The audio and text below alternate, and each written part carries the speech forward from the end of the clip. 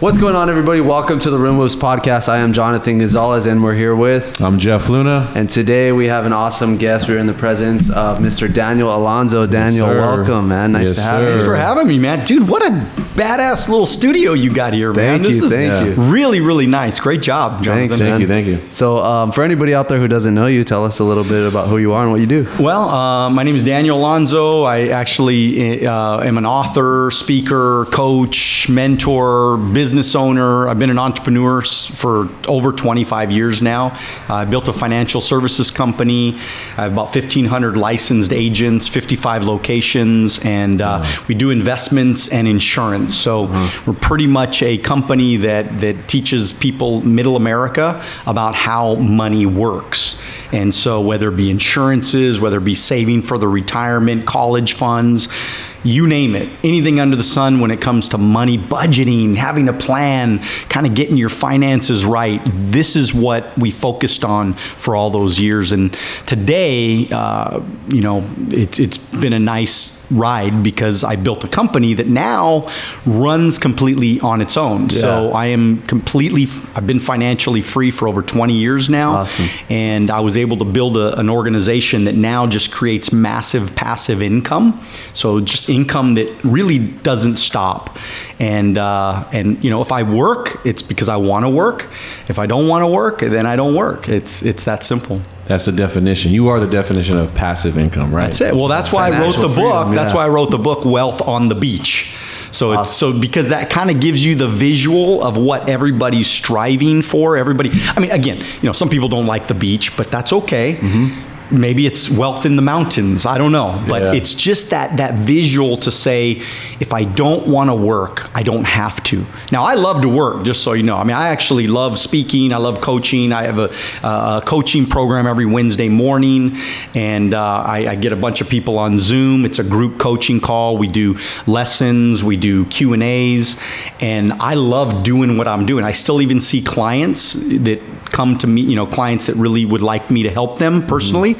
I will help them. I will, sit down with them personally.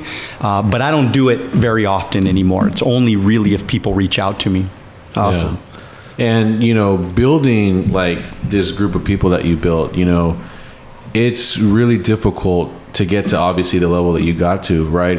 What do you think, because we hear a lot like the younger generation, it's hard to get them to work. Right? How did you motivate people to continue to work and pursue their goals? Yeah, for me, Jeff, it was one of those things where I had to figure out how to move people because remember, all my agents are independent.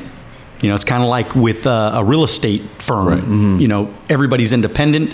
If they want to work, they work. You can't make them work. They're independent contractors.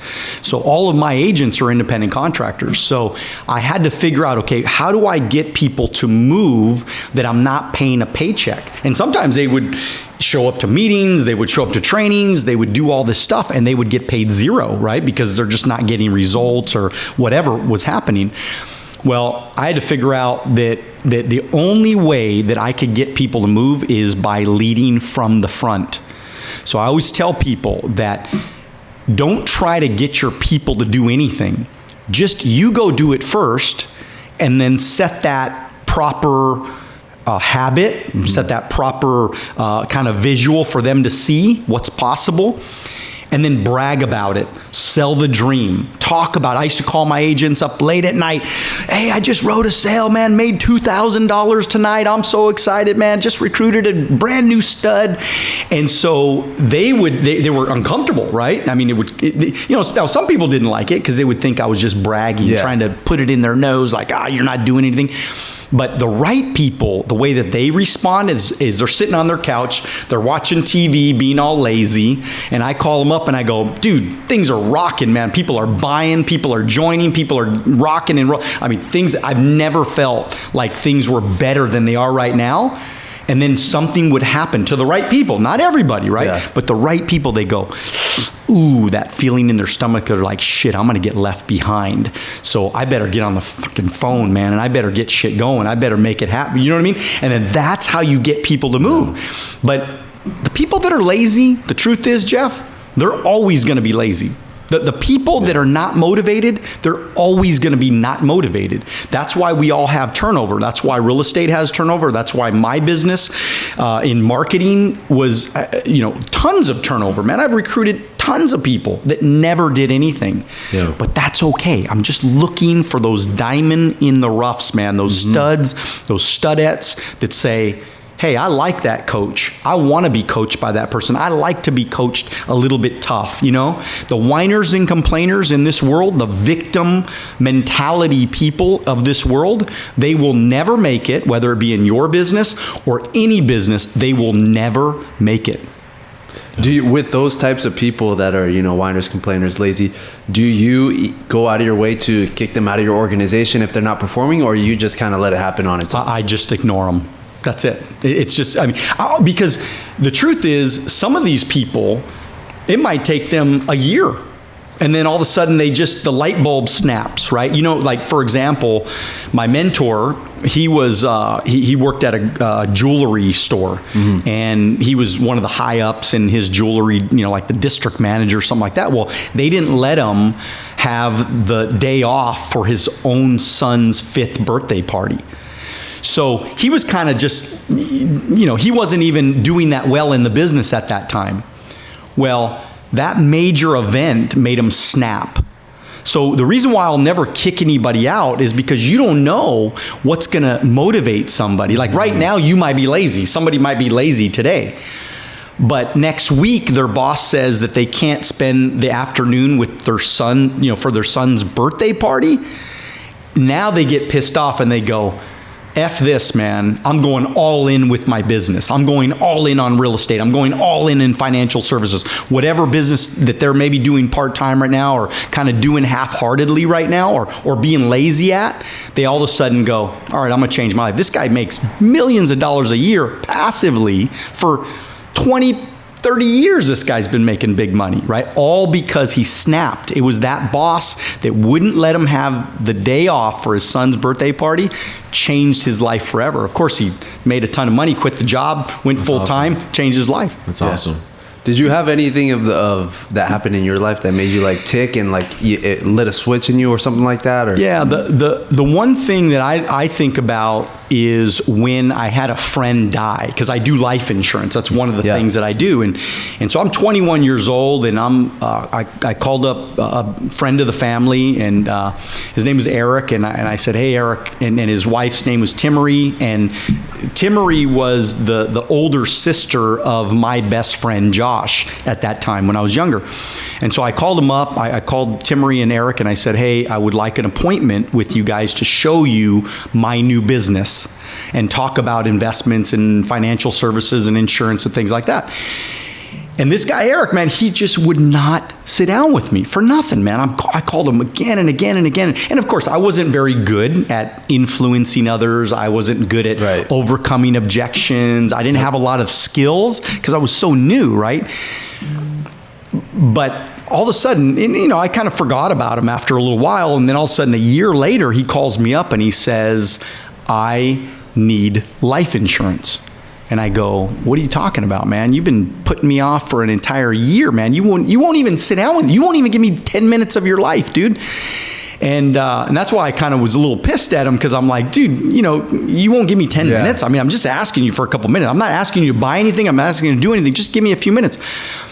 So he says, yeah, I need life insurance. And I said, well, why are you telling me now? And he said, well, I went to the doctor and I was just diagnosed with cancer. So he was only like 30 years old. So they just had a brand new baby.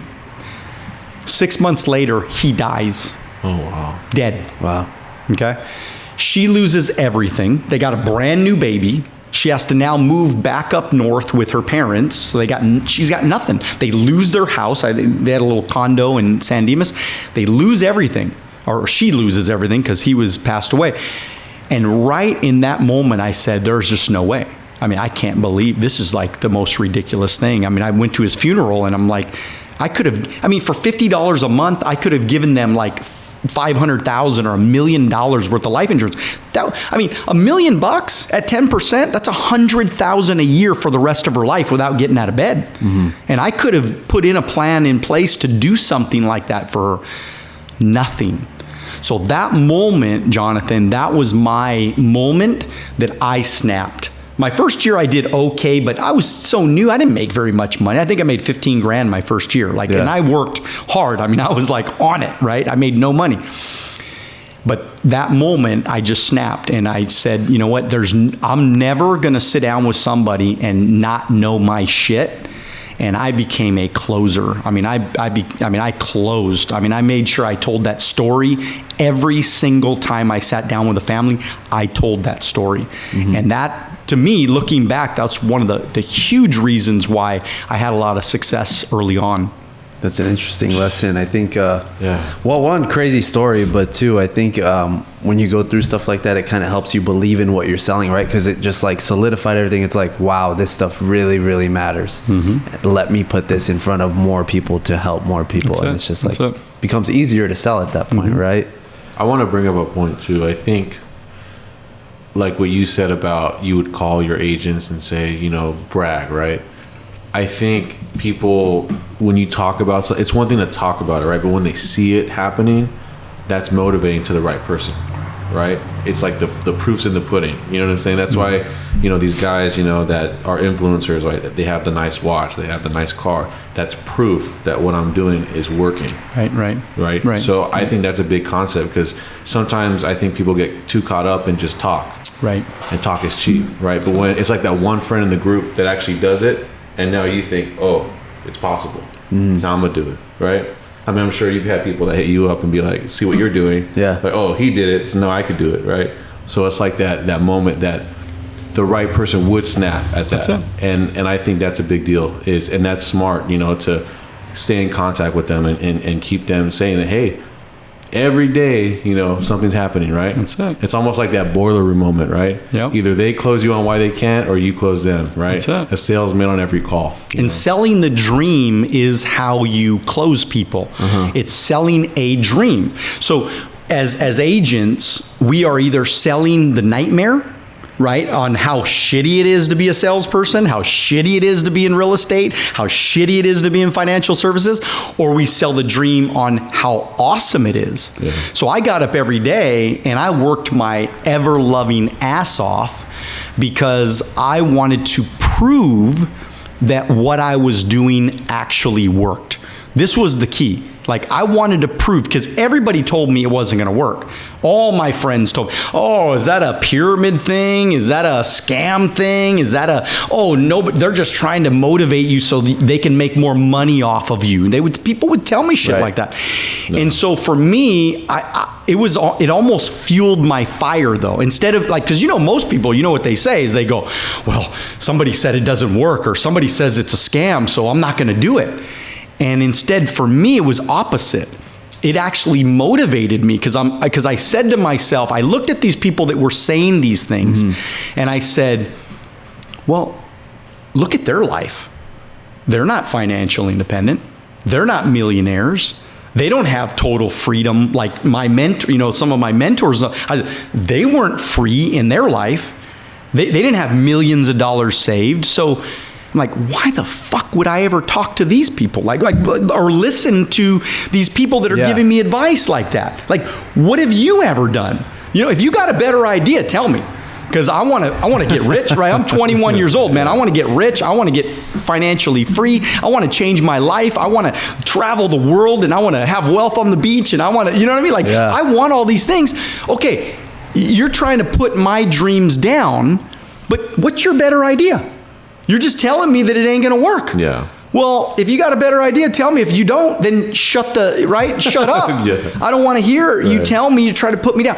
So anyways, it fueled my fire, and it made me even more powerful. Maybe my conviction was even stronger because I said, I can do this. I really started to believe in myself and said, man, if all these other people are saying it's not working, it's probably because they are not willing to go do what's necessary. Right. And if I am, well, shit, now I'm separating myself from the masses. See, I don't want to be like everybody else. I don't want to be in with the crowd. You know what I mean? I don't want to do what everybody else is doing. I want to separate myself. Right. And that's when you see really successful people, it's because they've separated some way, somehow from the masses. I have a question more so on team building. So did you start to see success on your own and then the team kind of came naturally, or did you focus on the team building to kind of uplift yourself along the way?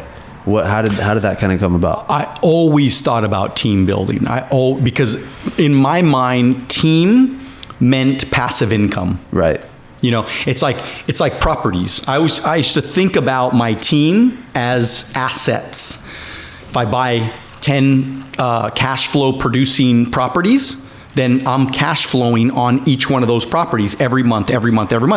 So I thought every recruit that I get licensed, that's a cash flowing property. Now, I didn't treat people like property. Right. I treated them well, and I cared about them, and we got to know them. We built relationships with them. But in terms of like, what was my focus? Well, I wanted to build lots and lots of successful people, because the more successful people I had, the more cash flow was going to come in. And that's exactly what happened. So yeah, that was absolutely from day one. That was I wanted to become a recruiter. I wanted to become a builder, and I wanted to duplicate the proper process and habits that I was showing that was working. So my habits, my process was actually working. I started to make money. I was starting to get a lot of results. I was making money. I was recruiting people. So I knew that what I was doing was working. So now all I was now focused on was to try to duplicate that and to teach you how to do it, and you how to do it, and him how to do it, and her how to do it. And I figured if I had hundreds and hundreds of people that knew what I knew, well, shit, I'd make more money than I knew what to do with it. And that's what happened. And I think your situation is really unique, because you hear everyone say when you're young, man, do whatever you like, go travel and just go, screw off and do whatever. And then you're 21 and you're grinding, man. And now in your late 20s, you said you were financially free. I mean, that must have been, how was that feeling? 28 years old. You're young, man. Yeah. Well, I remember I sat down. It's funny because I just got a text from this guy right now, but I took him. We went to Chipotle, and I even remember where we were. It was 2003, and I was 28 years old, and we were making about $500,000 a year in passive income, though, just passive without me. And I had saved $1 million. I'd saved my first $1 million in cash. And I said to myself, I'm done. I know some people want to be a billionaire. I never wanted to be a billionaire. I wanted enough money to take care of me so that I can have freedom, choices, and options. That was and again, some people want the $500,000 watches and Ferraris everywhere. That's cool, man. God bless them. You can all have that and whatever. That's cool. There's nothing wrong with that. Yeah. For me, though, I just wanted enough money to take care of my bills on the first, man. I wanted all of my bills to be paid on the first, and I don't ever have to worry about money. And that was my dream. And so I sat down with this guy, and I'm like, that's it, man. I'm good. I did this for, 7 years. Gave it everything I had for 7 years. I'm done. Now, I didn't actually retire. I still did meetings every week. I still helped clients too. I still wrote sales when they came in. And of course, I was always recruiting because people were coming to me. They wanted to know how I did it. So then I would bring them in, and then I would recruit them. And then of course, I almost felt like a sense of responsibility to all of these people that we had brought in.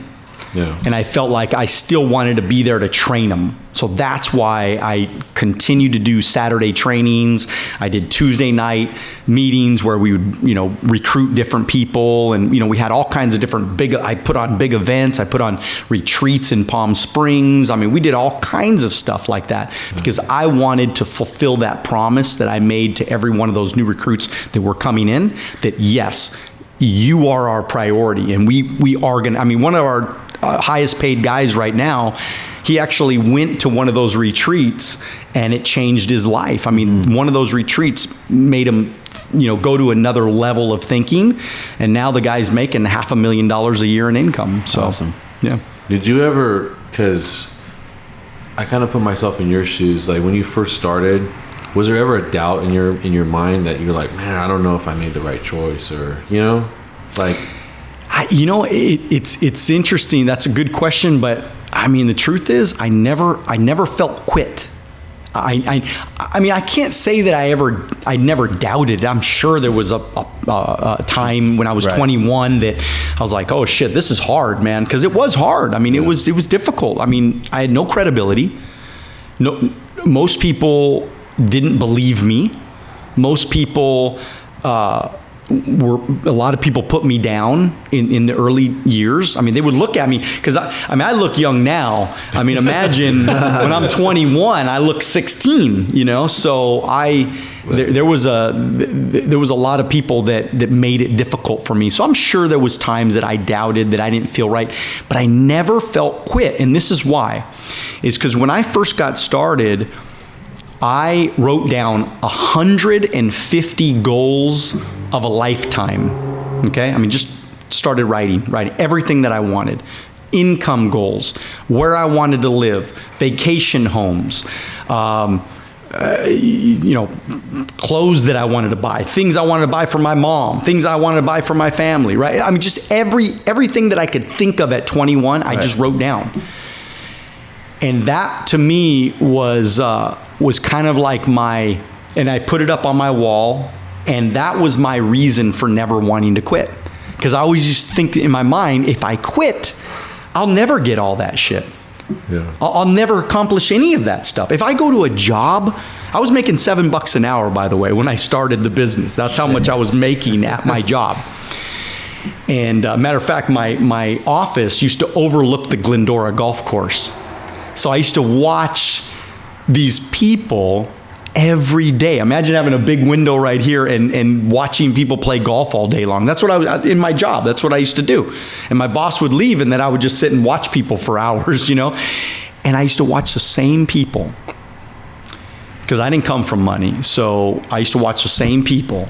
They're at their private country club. They're playing golf on Tuesday morning. Who plays golf on Tuesday morning? My parents were working on Tuesday morning. My aunts and uncles were working on Tuesday morning. I didn't know anybody really rich at that time, And so I said to myself, if I quit, I'll never get that life.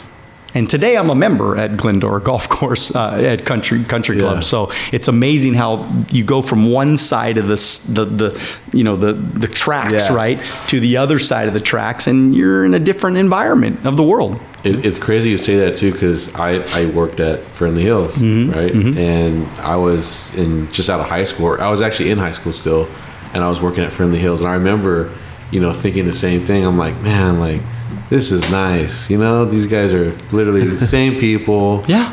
Like, no worries. Yep. Laughing, gambling on the course, having a great time every week. That's it. And then they used to come in and, I had to clean up their mess and carts and chips everywhere. And, and I'm just like, man, I don't want to do this, Like, I want to be, and I love to play golf. That's it. And, like, literally I would have these visions of like, man, I'm going to be a member one day, maybe not here, but maybe somewhere, right? Yeah. And then I ended up joining Friendly Hills just like 2 years ago. So it was like crazy, like aha moment, That's it. You like manifest it, right? Like in your head, like, hey, like one day I'm going to be here, And I'm sure you've had the same visions, right? Of like, things of even just wanting a space like this, right? An office space of whatever it looks like, just having something or having that camera or whatever it is. You always have those visions. Yeah. Going back to the time when you were 28 and you figured, hey, I don't want to do this anymore. I'm good, right?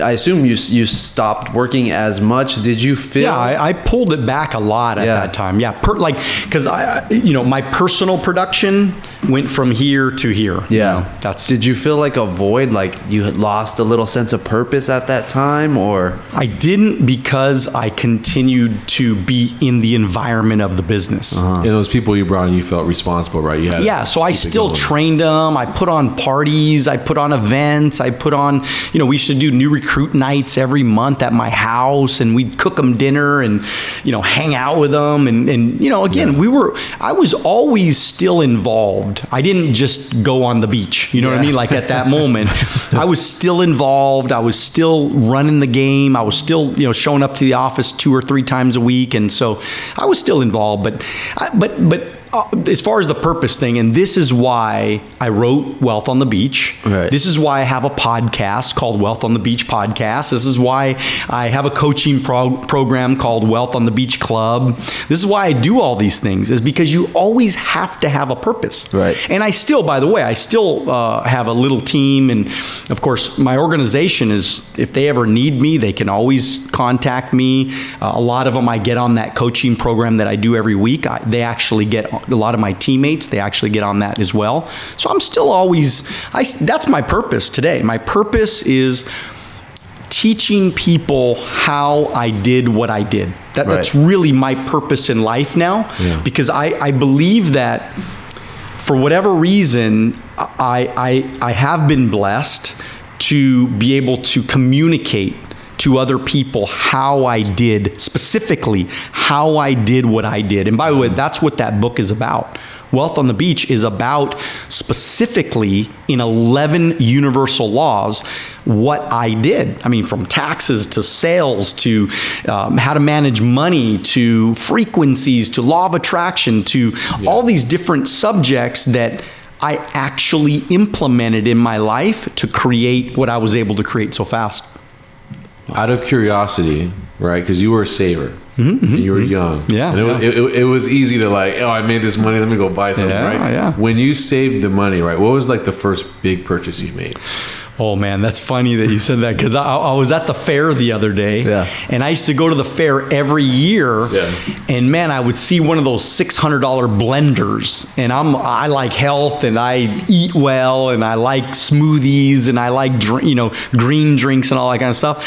But there's just no way I'm not going to spend $600 on a blender, So when I bought that blender, that was like one of the happiest days of my life, man. I bought that blender, man, and that was like, and by the way, I've had multiple of that, but it's the same brand that I have even to this day, like 20 years later. So yeah, it was. Were you always into health, into like? No. I mean, I think that I was. No, not really. I mean, looking back, when I was working, when I was in the grind, when I was. I ate a lot of Taco Bell back then. I ate a lot of, maybe not McDonald's as much, but I ate a lot of Del Taco. I'm a bean and cheese burrito guy. Okay. I lived on bean and cheese burritos. Although I don't eat them very much anymore, but that's how I lived, man. Top ramen, and because I saved my money. Our food bill was $120 a month. That would last us for the entire month. Literally, we had a 1,200 square foot condo. My rent was, not rent, but my mortgage, it was actually our house. My mortgage was only $700 a month, and I think that was with property taxes and insurance as well. So our complete everything, right? It was like $3,000 a month for all of our expenses. And I was making $50,000 a month. So I was saving just a tremendous amount of money. It was unbelievable. I mean, I had a 3,000 square foot office to run the business, but I actually rented out office space there. So my rent was, I subleased out the building. So I didn't end up really paying any rent at that time. And so I was always into investing. I invested a lot. I ended up buying a building later on. I, of course, have multiple properties, and then I have a lot of investments. I have a lot of stocks and mutual funds and things like that. Yeah. Going back to health and wellness, right? Because I'm into health and wellness myself. I'm like big on it. I like to eat well, and within this past, just at the beginning of this year, I stopped drinking alcohol. I've had a couple drinks here or there since that time, but there's been times where I don't drink alcohol and I go about my day eating well, and I come home at night, 10, 11 p.m. and my fiance will ask me like, "Oh, are you tired?" I'm like, "No, like I feel great because I've been eating well. I haven't been drinking alcohol." Right. Do you think, I think it's helped me a lot, get a lot done throughout the day and wake up feeling good, refreshed, and it feels good to feel good, right? Yeah. Do you think that going back, you wish you had ate well sooner, maybe money aside, like maybe it would have propelled you to do a little bit more? Well, I think it's always a good thing to eat well. But I came from an environment, and I came from a generation even that was not taught how to eat well. Trying to get my parents to really eat well is very difficult. It's not easy because they're from another generation, even worse, right? I mean, we were raised on Taco Bell, man. I mean, we were raised on fast food, and nobody knew anything different back then. See, today we're educated. We have the information that says green is good, okay? Like everything green is good for you. And people still eat Taco Bell. And people still eat Taco Bell, and they still eat McDonald's. But we at least are educated now. Yeah. Okay? The challenge with most people, though, if you think about it, if you don't make money, you can't afford, right? Because now I just go to Sprouts or something, or Whole Foods or something like that, and I go there, and it's like for 3 days, and I spend $120. You know what I mean? And so it's so expensive to eat well that you have to make money if you're ever going to really take care of your body, of your health. And this is why I want people to get wealthy. I want people to invest their money. I want people to do well. So, but the truth is, when I was grinding it, when I was building it, I mean, I rarely touched alcohol though. I rarely did any party and things. I mean, I was saving 50, 60% of my money back then. I mean, everything that was coming in, I was saving almost all of it. We have a negative savings rate in America. It's like negative, okay? I was saving 50 or 60% of my income at that time. I was killing it. I really started to, back then, I really learned the tax system so that I could legally pay the least amount of taxes possible, which allowed me to do better things with my money, like invest back into my business, build other locations, help my agents do well, recognize them better, which created more success for us. So yeah, I mean, there's no question. Look, alcohol is bad. I don't drink very often anymore. I mean, I might have some wine once in a while, maybe some champagne or something, but I rarely drink anymore. I don't drink to excess ever because I don't ever want to feel shitty the next day, the next morning. And by the way, this runs rampant in the world, man. People are getting up on Saturday morning or even Thursday morning in some cases. People are partying on Wednesday nights, you know what I mean? And people are getting trashed all the time. So I go, how are you going to function? How are you going to become successful if you're trashed all the time? You don't think well. Your brain doesn't function. People are smoking pot every day. You're crazy if you think you're going to be super successful. Now you might invent an app, or you might invent something, or you might make a movie or psychedelic movie or something. Visions, man. Look, I mean, I'm just saying, if you're smoking pot every day, that is damaging, number one, to your brain, because you're damaging your brain cells. But number two, it's just not healthy for a business environment, because you're not going to go into a meeting with somebody that's really serious and be high. Yeah. It's just not a good idea to do that, in my opinion. I mean, look, I know people do it, and I know people will defend it, and they'll say, man, I get high and I'm fine and I make a lot of money. Hey, God bless you, right on. I just think most people, they will never become as successful as they could have in general. Yes. They won't become as successful as they could have been if they live that drug lifestyle. I just don't think it makes sense. Very good point. Yeah. Back to team building. I want to give the audience some nuggets here, right? So what are your maybe top 3, top 5 keys to team building, starting with your number one. What is crucial? What has to happen in order to successfully build a good culture? Good culture. Well, like I said before, so I think the number one is leading from the front, because a leader has to show the team how it looks, what it's supposed to look like to make money, to become successful, to recruit, to grow. Okay. The other thing, number 2, would be recognition. So you got to learn how to recognize people. You got to learn what we call pushing up people. Okay? So my job every day is to say something good to somebody. And it's kind of like, I'm always thinking in my mind, I'm always thinking that the person that I'm talking to has a flashing sign on their back that says, make me feel special, make me feel important, say something good to me, right? Just tell me something nice. I mean, I walked in here, how did you feel when I said, wow, this is a badass podcast studio, you did a great job, and you felt good about that, right? You're like, man, that makes me feel good. Well, how about if one of my agents sets up an appointment? Well, I'm going to call him up, man. I'm going to make a big deal out of him. Dude, you're a stud, man. You're a total winner. You know what? You're so different from everybody else. Most people are lazy. Most people will never do it. Most people will never make the attempt. Most people won't have the discipline to do what you did, man. And all you did was just set up an appointment so far. But you are different and you are special.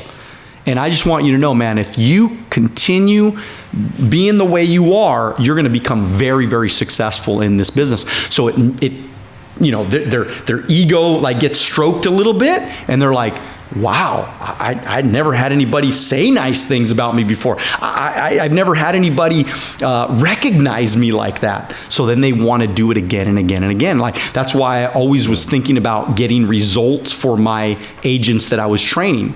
Because when they get those results, they want that feeling again and again and again. Well, if they want the feeling again and again and again, well, guess what? They're going to go write more sales. They're going to grind it out. They're going to grind it out even further. So I think, the leading from the front, the recognition, and as far as team building, I think it is you got to build a culture of toughness. You got to build a culture of there's no victims here. You got to build a culture of we're studs, man. Like my guys, I mean, I through the years, I had a lot of people want to buy my business. I've had many people want to buy my business. I've had many people steal people from my business through the years. You know why? Because I teach my guys how to close, man. My guys are closers. I mean, they're good. Like, we used to role play every single weekend, man. I used to videotape them when we didn't have great cameras back then. I mean, big old VHS, recording thing, and I spent a lot of money back then trying to record people and capture what they were doing, taking pictures, things like that, because I wanted to duplicate the process. I was always thinking of duplicating that process, because that's how teams get big, is when you're duplicating, when you're teaching people how to do things. Because the reason why people quit, the reason why people don't make money, the reason why people don't do it, you know why? Because they don't know what to do.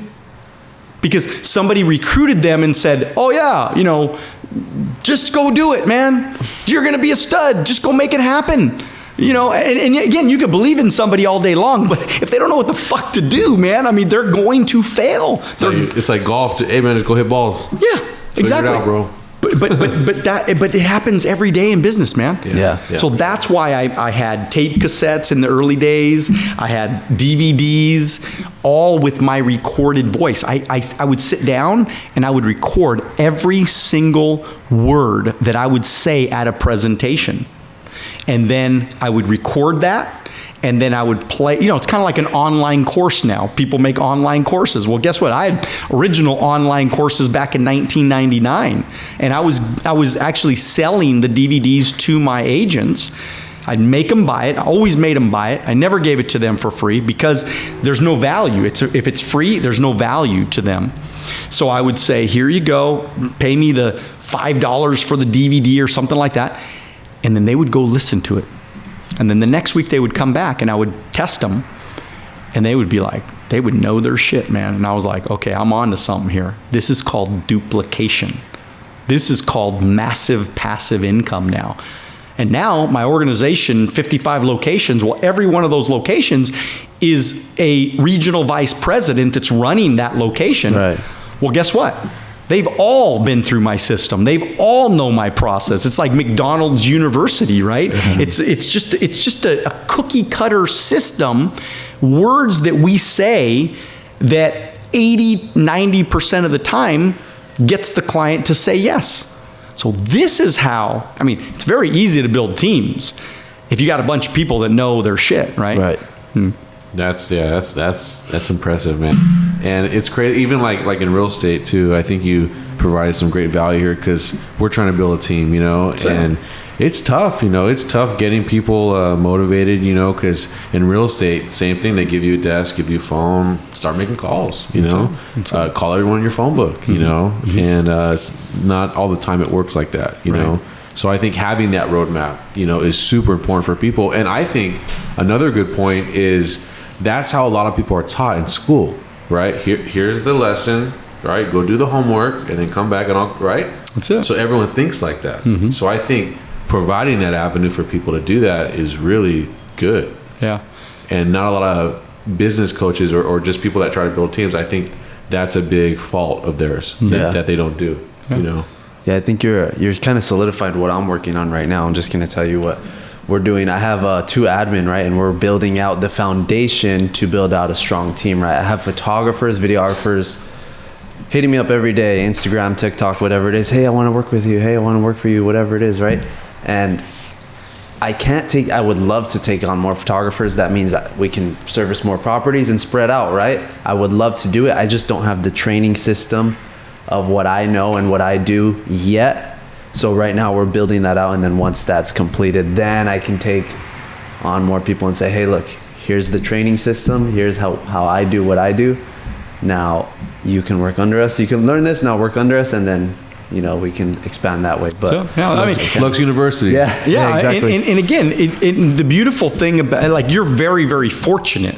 If I had what you guys have right now, I mean, I can't imagine. I'd be 10 times more successful than I am today, because you guys now are in a position to really create amazing content that you can just put online. Mm-hmm. So one of the things that I'm doing is, because of course my coaching program, it's really catered towards the financial business. Right. Although I do have realtors, I have hairstylists, I have other businesses that actually do. I mean, I have people in Croatia that pay me for the coaching they get on. I have people in Italy. I have people in Canada. So I have people all over the place, and I just feel like what I'm doing is every time I record a Wednesday morning, I actually take that content, that 1 hour of content, and then we upload it onto our private Facebook group. So it's only accessible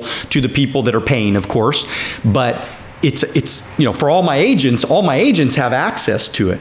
So they can go in there and look at 250 different videos that they can access. How to write a sale, how to build a team, how to be a leader, how to prospect, how to blow up your social media, every possible subject. Imagine, right? I have to think about subjects all the time, right? Just trying to how to set up appointments, how to book out your week, how to build relationships, every subject imaginable.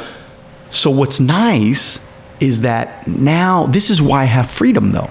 Right? Because if somebody comes to me and they say, I really want to know what to do, please sit down with me and teach me how to do everything. You know what I do? As I'm like, just go into the private Facebook group and learn it. Just start, scrolling up, and whatever subject that you feel like you need help with, it's in there. I promise you. It's in the search bar. All you got to do is search that title. That's it. Whatever you want. How long did it take you to build out that library of videos? And did you do it yourself, or did you have someone help you along the way? Well, I have somebody post it for me. So it just gets recorded to the cloud, and then they go into the cloud, and then they put it onto and they post it for me, and then they edit it or whatever. I mean, it's not a high production. It's not a high production. The content is high. It's high value. The content, yeah, man. I mean, because somebody goes in there and they're like, okay, I got a full half an hour lesson on every subject imaginable. But imagine with you guys right now, the type of production value. I mean, just the fact that you have nice microphones and great lighting and all that stuff. I would be literally sitting, if I was you, Jeff, I'd be sitting here every day filming a new subject.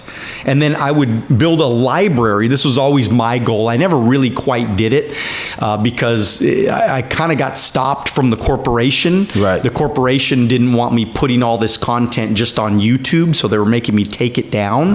Yeah. So I really never built the library that I wanted to. I mean, the library on Facebook, it's great, but it's just not high production. Yeah. But to have this type of production situation, I would build out the top 10 things that you need to know to be successful in your guys' business, and I would build videos on that, so that way when somebody comes in your business, the new person gets recruited, right? Guess what you do? You're like, okay, here's the link, go to this link, 1 to 10, steps 1 to 10 is in there. The quicker you learn those 10 steps or those 10 subjects, the quicker you're going to start making big money in the business. So imagine if you had like a machine where just people come in, they go through the process. They come in, they go through the process. Now, what I did though that helped a lot too is I did a Google, what is it called? It's basically like a Google. They do like surveys and stuff like that. But Google allows you to build a page. A form. There you go. It's a Google form. Sorry. Yeah, Google form. So it's a form. And then so what I did was I put videos in there. And then I put questions in there. And I put information that they needed to know. So a new recruit, I call it my new recruit form. And then a new recruit comes in, I just send them the form. And it's got exactly what I want them to know in their first 90 days in the business. Yeah. So now, what's beautiful about this is if somebody's not motivated, well, guess what? They won't watch it. They won't go through the content. They won't learn the stuff, right? Well, there's nothing I can do for somebody that's not motivated, right? Other than, again, just continue to show them success, sell the dream, all that kind of stuff. Now, they may come around one day or they might not. But the cool thing is, especially when you're recruiting hundreds and hundreds of people every month, you can just send it out to them, each one of these people, and the winners will actually, it's kind of like it's a filter. Right. You'll filter down because the winners are the ones that actually do go watch it. They do study the material. They do get good of it. And again, that is duplication. That's passive. That's massive passive income. Very, very cool. Man.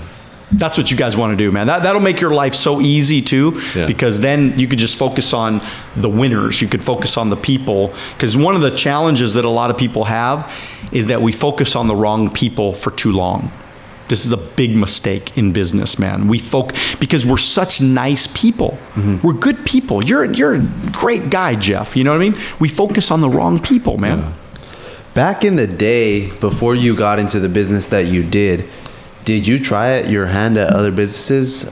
Just curious for those out there, like, what do I do? I want to do something. I want to make money, and I want to, find my niche. Did you?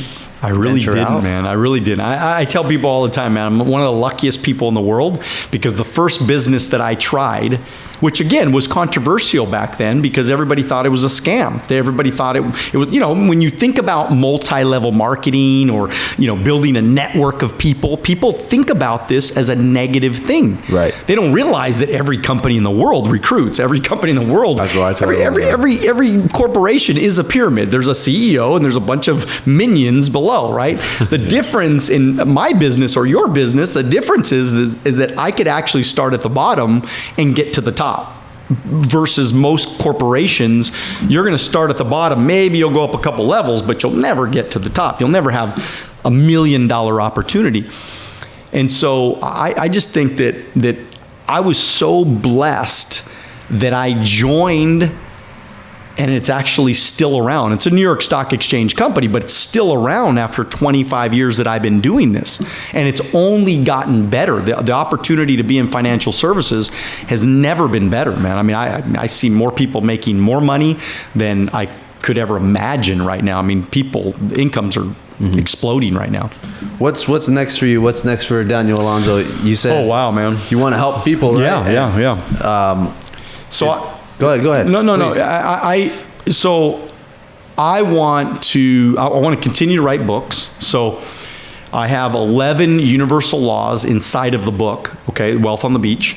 So what I'm doing right now, I'm working on my second book, and it is based on mindset. So the book is going to be all about mindset. So I'm taking each chapter of the original book and I'm writing a full book on each chapter. Wow. Does that make sense? Yes. So whatever that chapter is about, I'm going to expand it and create another, full-size book. And I'm excited about that. So I want to be an author. I want to speak places, but I don't want to be some like slimy rah-rah guru. Well, yeah, exactly. I don't want to be a slimy, like motivational speaker guy that goes around trying to get your money. Like, I don't want to do that. Like, I want to speak because I want to speak. I want to speak. Somebody asked me to come out and do a talk for them.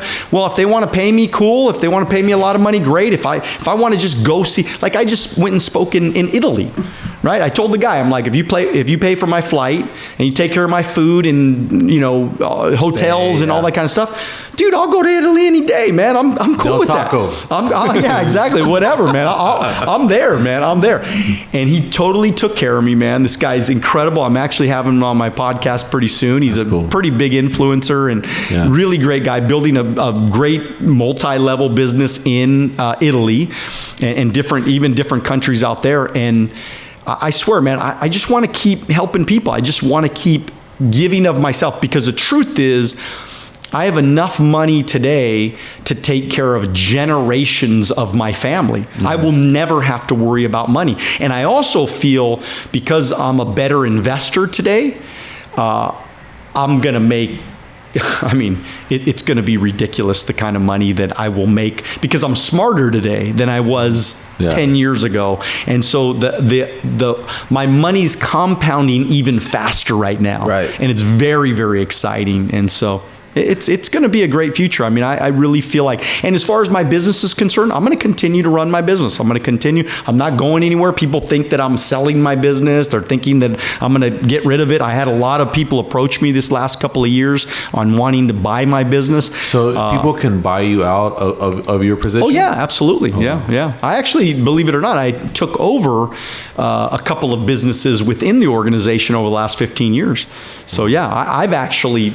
One guy passed away and another guy retired and just didn't want to have anything to do with the business. So I said, okay, I'll take it over. And I exploded those businesses. I mean, I created all kinds of value to those businesses because I took them over. Wow. So, and how does someone, you said you have a coaching, it's a group coaching. Yeah. How does someone get that or sign up for it? On your website or on So they can go to wealthonthebeach.com. And then they can sign up through there, or they can send me a DM and we can have a conversation. They can also go onto my YouTube channel. The first video when the channel starts, the first video right there tells all about the program, Wealth on the Beach. And so, but I'm available to everybody, man. I want to have conversations with everybody. I want to talk with everybody. I want to coach everybody, man. So for those listening out there, everyone talks about finding a mentor. How do I get around people that can mentor me? You have a mentor right here. You can hit him up, Daniel Alonzo, man. Content's online. That's awesome. I think you not selling your business is very, very telling of who you are and what your motivations are, because I assume, right, you're making passive income on this business. They've got to be making offers in the multiples of tens of what your annual revenue is, right? Absolutely. So large numbers, and you're just saying no because there's a bigger mission here. There's not enough people you can even help, right? So it's just going to continue to keep growing and growing, and you just want to keep helping. And imagine the thing is recruiting 200, 300 people a month without me. So why would I even think about selling that? I mean, because it takes one or two people in that whole group of people that become mega successful that could create multiple hundreds of thousands of dollars a year more for me. You know what I mean? Like out of 100, that's 3,000 people every single year that are coming in. In 10 years, that's 30,000 people that will come into my organization. So imagine, out of 30,000 people, you don't think I'm going to find another 10 that are studs, right? I mean, another 10 studs, that's another $1 million in passive income. Right. Like, why would I even think about going anywhere at this point in my life? Yeah. You know? One of my good friends, he's a financial advisor. He told me, you know, a lot of times when people make money, you know, they'll think, okay, where do I put it, right? Like I need to save it, you know, right, like should I invest it in a stock or in well, he told me, he's like, well, what got you there in the first place? That's it. Right? So compound on that. That's it. Always think about, okay, this is how I got here. Let's keep it going, right? That's it. Good point. Good point. Cool.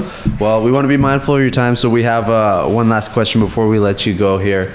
If we can go back to, let's just say, you know, 21-year-old Daniel, and you're just kind of getting into the business. You have some days that are off. You're like, dang, I don't know if this is right for me.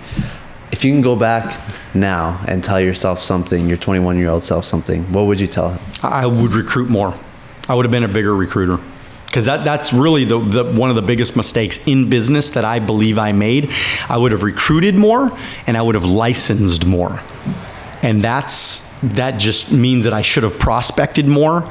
I mean, we didn't have social media back then, but man, I mean, people that are not prospecting on social media right now, I think you're crazy. I think you should be prospecting 10 or 20 people every day on social media. I mean, it should be a compounding thing. Like, you got to build a brand, you got to build out the feeling that you're the expert at whatever business that you're in.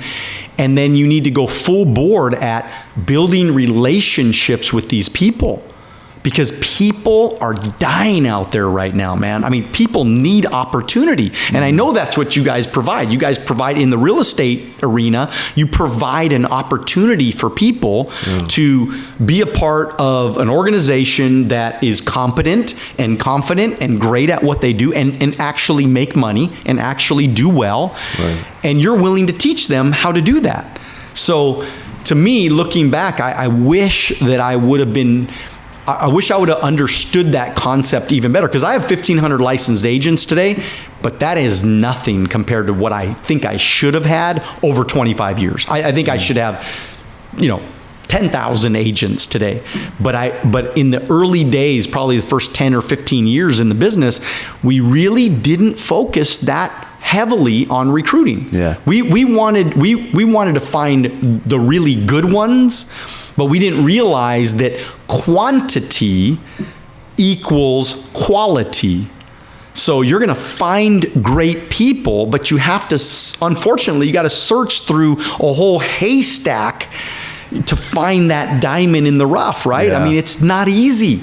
Yeah. Not everybody comes in is going to be a stud.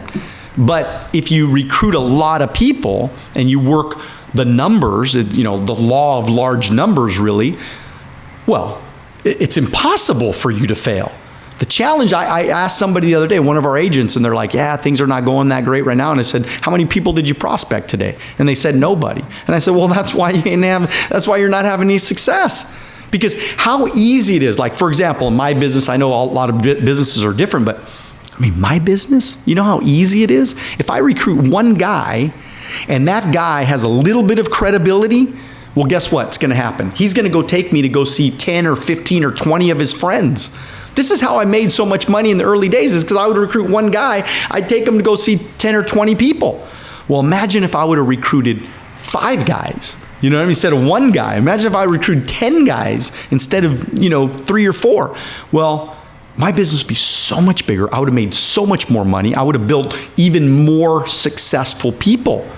I mean, I got 55 successful people today, but I would have had way more success. I mean, hundreds and hundreds had I recruited more. So my advice to anybody in business that wants to build teams or wants to stop focusing on, well, that guy is not, he's not quality enough for me.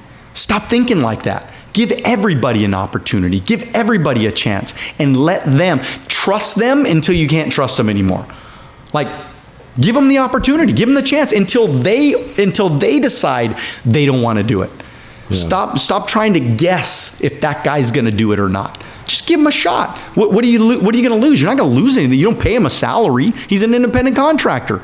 Let him decide that he's not going to go do it. You know what I mean? Give everybody a shot. So again, remember, quantity, right, equals quality. You'll find the quality people if you work the law of large numbers. And last thing is that the numbers can never beat you. All right, just like in Vegas, man, they know. They know the odds. The casinos are always going to win. It's all data. It's all data. Yeah. It's all numbers. That's all it is. My business is a mathematical equation. That's what it is. It's mathematical. Right. Out of 200 people, 300 people a month that we recruit, we know that most of them aren't going to do anything. Most of them are never going to get licensed. I mean, it might only be 20 or 30% that get licensed. Think about that. Out of 200 people, what, 20 or 40 people are going to get licensed out of 200? Yeah. That's sad. That's really, really sad. But guess what? I can't change the world. I mean, I'm not gonna change people. People are people are people. So think of big numbers. Think of large numbers, just like the casinos do.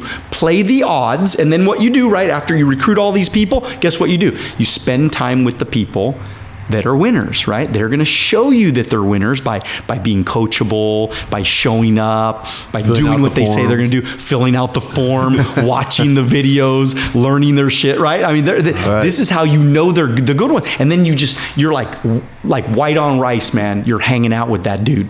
Right? You're building a relationship. You're taking them under your wing. You're spending time with them outside of the business, right? You're taking them to dinner. You're doing cool things because you're recognizing him for doing a great job. And then all of a sudden, he becomes his own person. And then because you did all those things, guess what he's going to do? He's going to do the same thing to his people. Mm-hmm. And then he's going to start recruiting people. And then he's going to start building leaders. And then he's going to start building a team. And then he's going to start creating success for him. Well, guess what? If he has success, you have success.